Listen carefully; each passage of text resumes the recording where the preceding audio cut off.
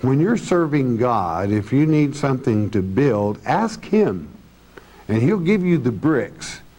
But He expects you to mix the mortar and put it in place, all right? You do the work. He'll give you the material. I say that using it as an analogy, basically in a spiritual sense. But I promise you that is true. If you sincerely are doing God's work, whatever you need, He will furnish the brick if you'll do the work, all right?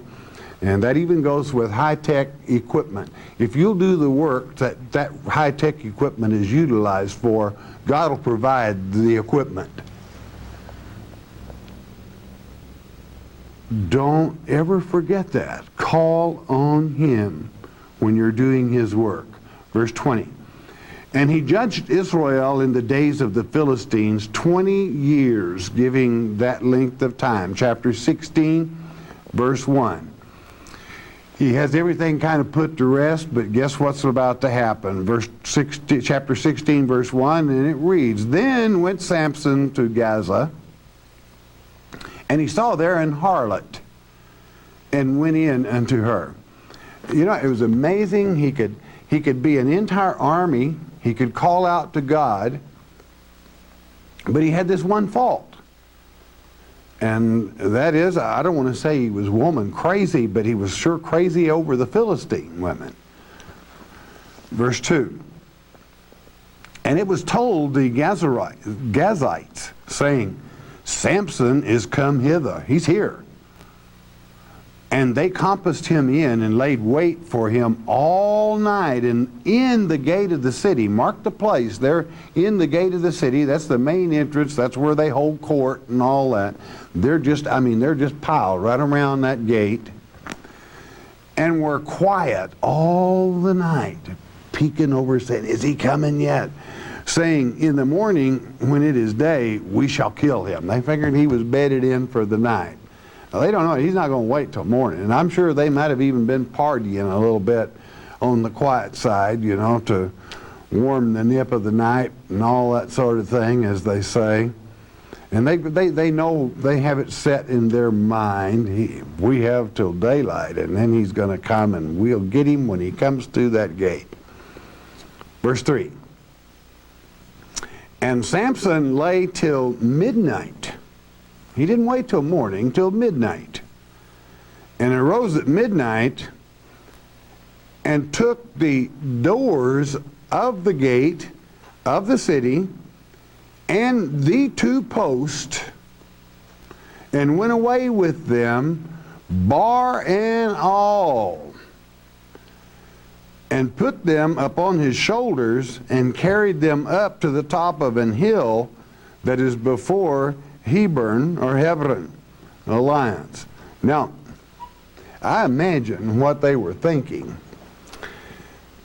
when they were all laying out there waiting for morning to come, and all of a sudden, I mean, you know, the post of the main gate of the city, that's their post, a post and a half. And he literally jerked them out of the ground and mounted them on his shoulder and starts walking with them. Now, if he could kill 1,000 with the jawbone of an ass, how many could he kill with the whole gate? Okay. I'm sure that no one raised a hand against him. And I can't help but smile within myself at the sense of humor God has, because God gave him the power to do this. I bet God just wanted to see what would the Philistines' face would look like when Samson jerked up the whole gate post and all and headed toward him with it. Do you think they made way for him? I think so. It would be about 3/4 of a mile that he carried the thing. So, yeah, God does have a sense of humor. Maybe he saved the Philistines so that Samson wouldn't have to kill them by simply scaring the daylights out of them. What an awesome sight to see old Samson pick up the post and understand what the bar is. The bar is when the gate swung shut, it came down and locked everything. I mean, he picked it up and all. That means sack and all. There wasn't anything missing. It would appear to them that part of the city was walking away. But it was just Samson. But that little bit of weakness caused Samson to be entrapped. Thank God that Christ, the real army that fights for us, did not give in to weakness. Poor old Samson did. His weakness was that it was always getting him into trouble. Those Philistine women, and as we know, God in a sense, especially the first one, for it's written, put this upon him, this spirit of a weakness for these enemies' women. And again, why? We know why it was written also. So that the enemy would be angry at Samson and not Israel. They're on his case. So in a sense, by he taking all the fallout, it takes the heat off of Israel. Verse 4. And it came to pass afterward that he loved a woman in the valley of Sorek. Sorek means vine. Means red also. But anytime Samson being under from birth the vow of a Nazarite and wine or anything to do with it, he was headed for trouble. Whose name was Delilah, and Delilah means languishing or delicate, very delicate. I mean, she was quite a sight to behold. And that made it all the more severe for poor old Samson. That was his weakness. 5. And the lords of the Philistines came up unto her and said unto her, entice him, and see wherein his great strength lieth, and by what means we may prevail against him, that we may bind him to afflict him. And we will give thee every one of us 1,100 pieces of silver. Now, 11, of course, means disorder or defective administration, we might call it. And certainly Samson was letting defects slip into his administration as judge, messing with this Philistine woman, okay? Not supposed to be. So our Father is very effective in bringing forth all the meanings hidden in numerology as well as the very names themselves. For example, the name Lehi, jawbone, was given after the fact, all right? 6. And Delilah said to Samson, tell me, I pray thee, wherein thy great strength lieth, and wherewith thou mightest be bound to afflict thee. And I'm sure she was whispering in his ear with all the sweetness of a honeycomb in dripping season, all right? I'm sure she was laying it on that big boy. 7. And Samson said unto her, if they bind me with 7 green withs that were never dried, then shall I be weak and be as another man. Now, a green wit is the twigs of a willow, but to use the word twigs might give you the wrong impression. I mean, they made lashing from this, all right? You beat it out, and when it was green before it dried, it was tougher than could be, all right? Make ropes out of it. If they do that, 7 thicknesses, plait that rascal, they got me. Verse 8. Then the lords of the Philistines brought up of her 7 green withs, which had not been dried, and she bound him with them. I'm sure while he was asleep, or unfortunately, the sorek, maybe a little bit of juice from the vine, got him about halfway drugged or passed out with her sweetness, and she lashes him up. 9. And there were men lying in wait. I mean, they were right there, abiding with her in the chamber. They weren't outside the chamber. They were right in there with them, hidden. And she said unto him, the Philistines be upon thee, Samson. He was come out of his sleep, and he brake the withs as a thread of tow is broken whence it toucheth the fire. So his strength was not known. So it's too bad that it didn't come to him about this time. This little gal is a traitor. This little gal is setting him up. But when you whisper those sweet things in the big boy's ear, think about it. Verse 10. And Delilah said unto Samson, Behold, thou hast mocked me. You made a fool out of me. Behold, thou hast mocked me and told me lies. Now tell me, I pray thee, wherewith thou mightest be bound. And I'm sure that the sweet talk started again. 11.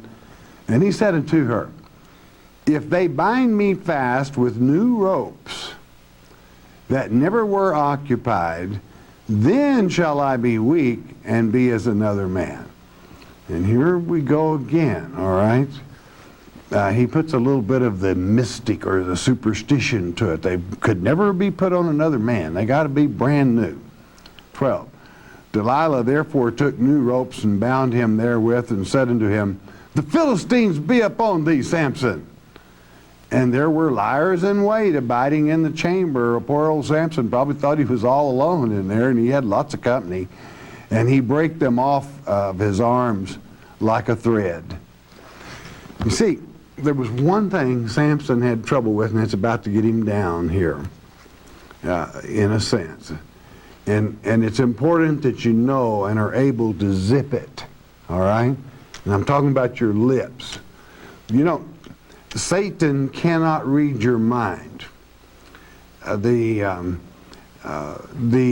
Father can. He knows your heart. That's the reason I made a work titled The Heart Knower.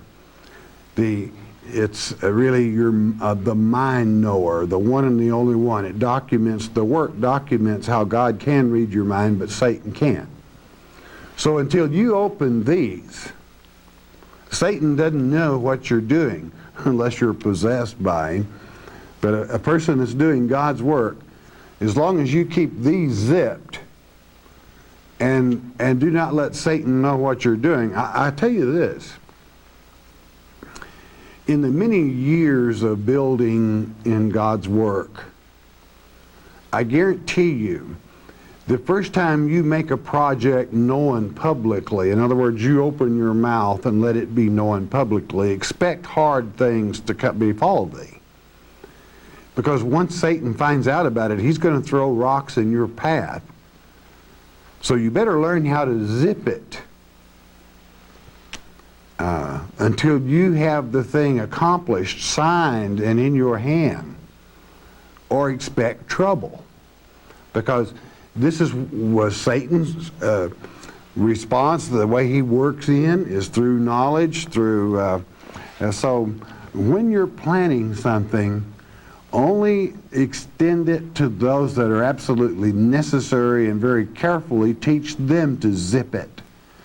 And when I say zip it, I mean mouths. Remember the old saying in World War II, loose lips sink ships? Well, indeed they do. Many people let much more information than is necessary slip by them. Verse 13. Excuse me. And Delilah said unto Samson, Hitherto thou hast mocked me. Up to this point you've just made a fool out of me and told me lies. You're not telling me the truth. And I'm sure she would fill in with just documents that you don't really love me, big boy. Verse 4. And he said unto them, I think I jumped too many pages here. Got to back up. And told me lies. Tell me wherewith thou mightest be bound. And he said unto her, If thou weavest the 7 locks of my head with the web. This would be a part of a spinning contraption. 14. And she fastened it with the pin, and said unto him, The Philistines be upon thee, Samson. And he awaked out of his sleep, and went away with the pin of the beam and with the web. He walked off with it all, okay? And unfortunately, He was getting close, because it is his hair naturally that is the secret. Why? Because he took a vow of a Nazarite, and a razor can't pass upon one under that vow. And it was on him all of his life. 15. And she said unto him, How canst thou say, I love thee, when thine heart is not with me? Thou hast mocked me these 3 times, and hast not told me wherewith that great strength lieth. And I'm sure she was really putting on the poor me baby face by this time. 16. And it came to pass, when she pressed him daily with her words, and urged him, so that his soul was vexed unto death. I mean, he was that impatient, and I'm sure she was laying it on. She was buttering that poor old boy up, but good. In every way, every which way. And what did he do? 17. That he told her all his heart. Just opened his mind right up to her. And said unto her, There hath not come a razor upon mine head, for I have been a Nazarite unto God from my mother's womb. If I be shaven, then my strength will go from me, and I shall become weak, and be like any other man. So there he lets the whole thing just really out in the open. He opens his mouth, and he gives the secret. Don't let Satan know what you're doing. All right? That's important in your life. If you want easy sledding, that's one of the best ways to have easy sledding. Verse 18. And when Delilah saw that he had told her all his heart, she knew this time she had got it. Okay? She sent and called for the lords of the Philistines, saying, Come up this once, for he hath showed me all his heart. And then the lords of the Philistines came up unto her and brought money in their hand. They better have, I mean, she's getting quite a payoff. Think about it. 19. And she made him sleep up on her knees. How did she do that? Think about it. Drugs, wine. He breaks the vow of the Nazarite in more ways than one. And she called, and with her sweet lips.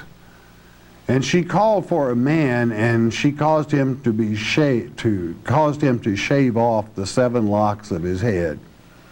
And she began to afflict him, and his strength went from him. I mean, they shaved him cleaner than a billiard ball. All right? Not taking any chances this time. And there poor old Samson is, with his bald head shining into the night. 20. And she said, The Philistines be upon thee, Samson. And he woke out of his sleep and said, I will go out as at other times before and shake myself. And he wist not that the Lord was departed from him. If I were you, I would make real close note of that. Where did he get his strength from? Let's have a little pop test. Was it his hair? No. It was the Lord. The Lord departed him. Why? He couldn't keep his mouth shut. He gave in to the temptations that man falls to.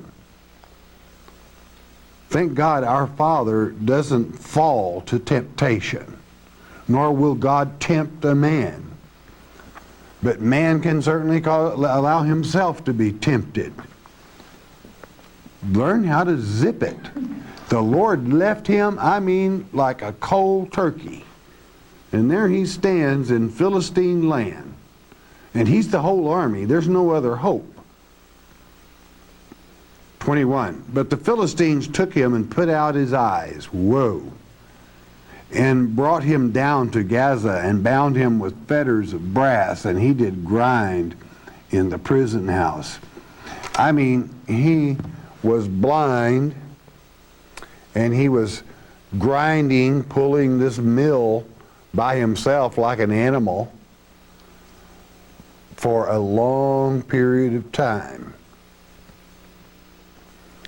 You know, a man can be blind, and I think what God wants you to read from this Here our hero is blind. And when man is blind spiritually, God's going to depart from you. He didn't want anything with you if you can't see through the Word a little bit, at least to know what God's plan is. And I'm not talking about simple salvation here. I'm talking about God utilizing man, a woman, or a child to assist in that must be done, our Father's work. And our Father's work must be done. Our Father's business must be done. This is when Jesus was 12 or 13 years old, said, I must be about my Father's business. And so if you be a Christian, a Christ man or woman, then you should be about your Father's business also. That doesn't mean you're to become a religious fanatic by any means.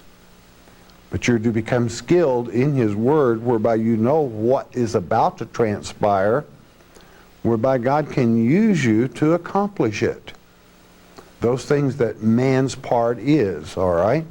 So when Samson was blind, the same as if you were blind to the truth, God, you can't accomplish anything. God will leave you. That's why the truth will open your eyes, whereby you can see. And I'm talking about spiritual eyes here. There are many people that are blind that can see a great deal further spiritually than someone that has physical vision. I'm talking about spiritual blindness and spiritual sight. And quite frankly, sometimes a person must close their physical eye to open their spiritual eyes. Sometimes that's necessary. You've got to get flesh out of it and open your spiritual eyes and see what your Father's plan is. Because if you are blind, God will leave you. I'm saying spiritually blind. If you're not up to the task, if you are tempted and succumb, as Samson has, to his weakness, women, I mean, he could not help himself. Did God place it there? Well, it's possible, because He did in the beginning to document to you how that mortal man can never be king. First of all, what happened? Why did God show you about the mortal man when Samson, that mighty man with God's help, took up the jawbone and killed 1,000 people? Why do you think the portion is written about his thirst? And he was about to die from physical exertion. This man is weak. God isn't, but man is weak. So man, if he isn't teamed up with God, is kind of a pathetic individual. What then is the lesson? Well, I think it's pretty obvious. You need to team up with God. Think about it. Hey, let's get Samson out of this mess as best we can in the next lecture. Don't miss it. Listen a moment, won't you please? The book of... We're on the 13th and the final judge. There will be a lag of time between this final judge and the first king. Basically, after we finish the chapter we're now in, 16, we go basically into a recap of how things were and how some people went wrong. We're going to find out how that Dan is not listed in the tribes of Israel in Revelation chapter 7. And we'll learn a great deal between now and the end of what we're not supposed to do when we complete Samson's reign as we begin the 17th chapter. So, to accomplish that, let's pick it up in chapter 16, verse 22. Samson has just been delivered over to the Philistines, and he was blinded by having his eyes gouged out, and then he was put in the mill house grinding grain, that is to say, and they're about to have a celebration. Let's pick it up there, and again I must insist that you remember Samson was not a leader of an army. He was an army. God, no doubt, wanted us to know that if he picks one person to destroy an enemy, with God's help, that's it. But remember in verse 20 of this chapter, then God left him. God departed from him in verse 20. When the Lord departs you, if you're that one man's army, you're in a heap of trouble. So he had, let's pick it up, but remember he had the vow of a Nazarite that his head should never be shaved, and by force, or trickery, I should say, his head was shaved. But verse 22, a word of wisdom from our Father in this chapter 16. Let's go with it.